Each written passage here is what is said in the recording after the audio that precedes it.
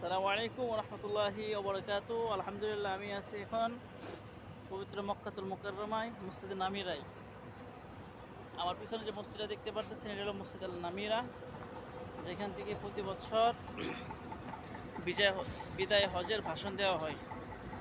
এই মসজিদটাতে সর্বমোট 64টা উপরে দরজা আছে।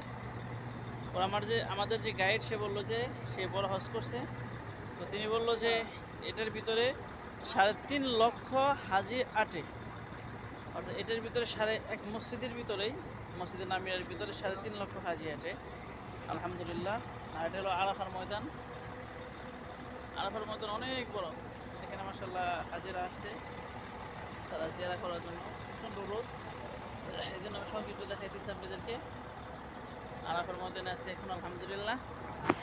এবং আমার পিছনে আছেন মসজিদে নামিরা, মাশাআল্লাহ অনেক বড়। এটার ভিতরে শুধু 3.5 লক্ষ হাজি আসে। আলহামদুলিল্লাহ, আমরা দেরি করবো না, আমাদের আত্মীয় স্বজনরা সব পিছনে দাঁড়িয়ে আছে, তো আমরা চলে যাবো ইনশাআল্লাহ।